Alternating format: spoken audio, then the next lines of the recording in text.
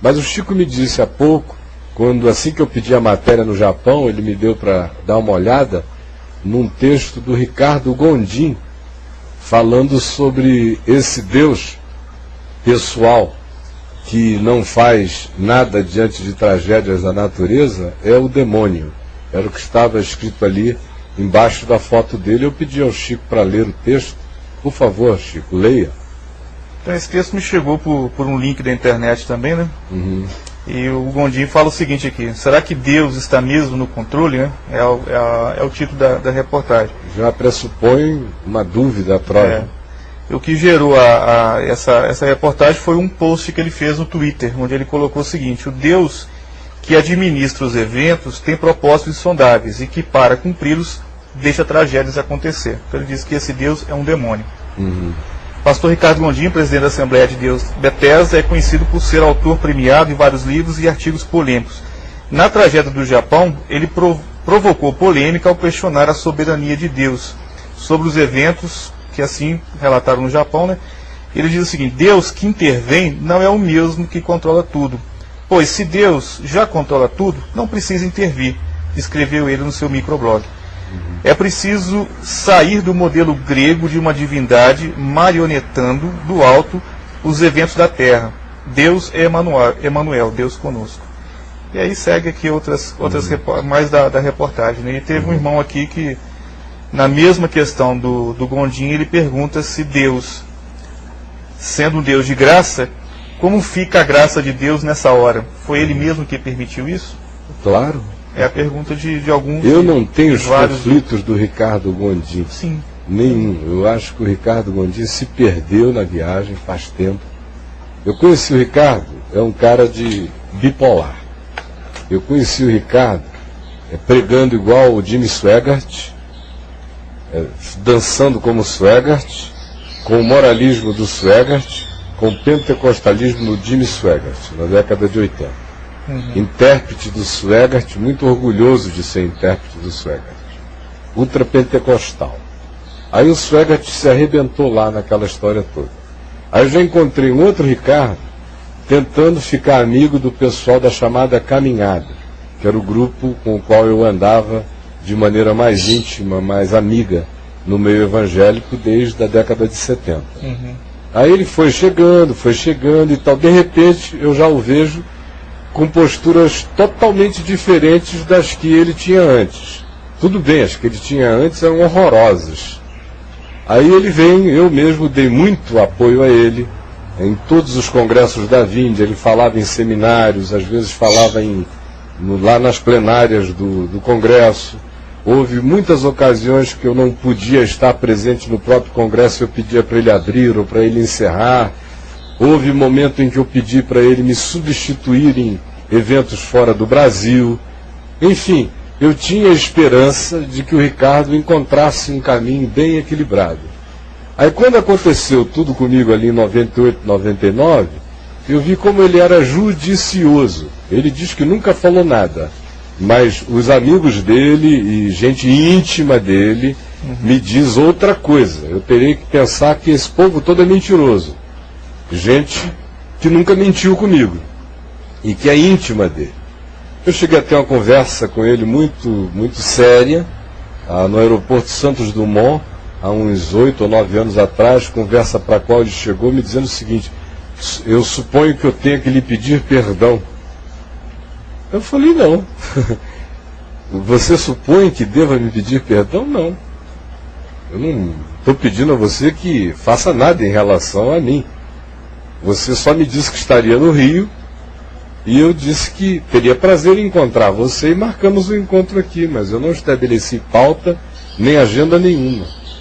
Bom, tive aquela conversa com ele na esperança de que as coisas entre nós ficassem tranquilas. De lá para cá nunca mais ouvi falar nada, mas a minha tristeza foi muito maior quando, por exemplo, no tsunami de 2004, ele escreveu um texto patético como esse aí. Ele já vinha defendendo a linha da teologia relacional e do processo, onde Deus vem em colóquio com a humanidade. A própria consciência de Deus se desenvolve junto com a consciência humana, simplificando a história.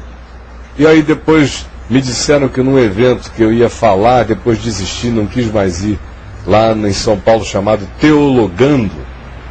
E falei, eu não vou mais para esses teologandos de jeito nenhum, nada, não perco mais meu tempo com esse jardim da infância. Então eu soube que ele, quando viu Rubem Alves lá, pulou no pescoço do Rubem Alves e chorou. Várias pessoas me contaram o mesmo episódio. Chamou o Rubem Alves de meu herói. Aí eu digo, bom, o Gondim está perdido. Um cara que chama um bundão como o Rubem Alves de meu herói, tá danado, meu irmão. Virou papel higiênico do pensamento e na fé. O Rubem Alves, a última vez que eu vi, foi no programa do Jô Soares, há uns 4 anos atrás. O Jô fazendo de tudo para arrancar dele alguma coisa relacionada à fé. E ele pulou para lá, pulou para cá, e depois disse, não, isso é coisa do meu passado. É o herói do Gondim. E os textos de lá para cá que me mandam do Gondim, eu li uns 3 ou 4. Depois parei de ler qualquer um para não sofrer. E para não ficar triste e decepcionado. Porque um cara assim perdeu a fé, precisa de fato de um encontro poderoso com o Rei dos Reis. Porque como é que ele leu, por exemplo, o livro do Apocalipse? E termina de ler o livro do Apocalipse achando que Deus, o Deus que intervém, não intervém soberanamente mesmo. E mais, que a intervenção de Deus na história chega a um ponto em que é a intervenção considerada do mal, do ponto de vista de quem quer o paraíso e o mar de rosas. E dizia, os homens não se arrependeram, e o Gondim está no meio desses que não se arrependem, que não enxergam. De modo que eu lamento de todo o meu coração. O Gondim ficou muito mais humanista do que crente, ficou um cara absolutamente entregue aos pensamentos da secularidade. Ele diz que tem que abandonar o pensamento grego, quem tem que abandonar é ele, que raciocina com categorias gregas sobre Deus. Ele pensa que pensa, o Gondim, esse é o problema dele. Ele é raso e pensa que pensa.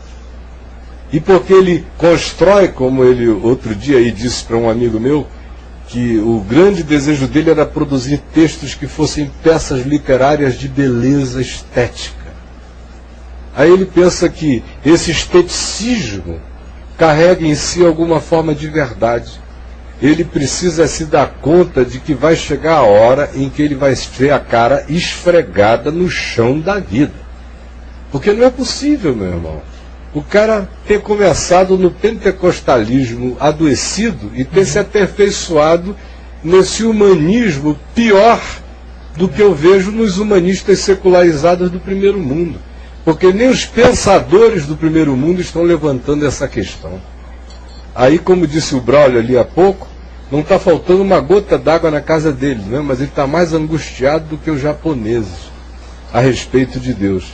E ontem você mencionava alguém na Globo News. Mário Sérgio Cortella. E o que ele disse lá?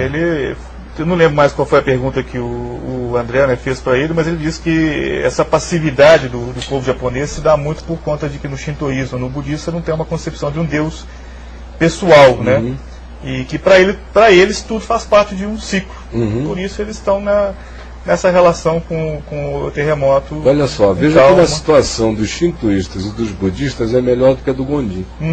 Porque eles não têm um Deus pessoal e são absolutamente coerentes com isso. Agora o Gondim diz que há um Deus pessoal, diz que é para deixar o modelo grego, e como um grego interpreta Deus em relação às contingências da natureza de maneira absolutamente pigmeia e apequenada.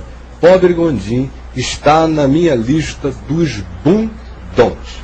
Ricardo Gondim, arrependa-se, meu irmão. Eu não estou tentando sofisticar nada. Agora, se você quiser conversar inteligência com inteligência, mente com mente, sai da frente, porque eu te acachapo.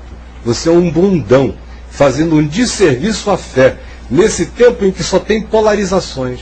De um lado tem gente pregando nos púlpitos que o que aconteceu no Japão é porque lá só tem budista.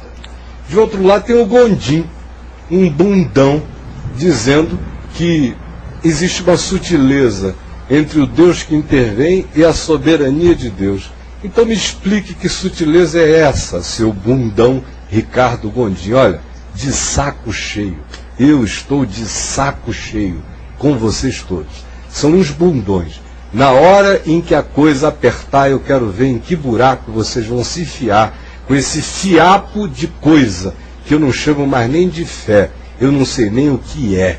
O que anima vocês. Aliás, animados nenhum de vocês está. Vocês andam profundamente deprimidos, sem nenhum regozijo na esperança, sem evangelho no coração. E é com dor e com angústia que eu digo isso, e não poupo você nessa hora de modo algum. E você sabe que não tem conversa fiada no que eu digo. O que eu estou lhe falando é verdade. Na hora que você quiser encontrar para conversar, estou aqui, mano. Conversa que você quiser. Você pensa que pensa, mas você é raso como uma praia sem água. É uma pena que você esteja entrando nos 60 anos de idade com o coração amargurado, enfeiado, enrijecido, escrevendo textinhos que cultuam a estética e que acham que pela beleza do dizer, Deus se inserirá no seu falar. Pobre de você, bundão Gondim.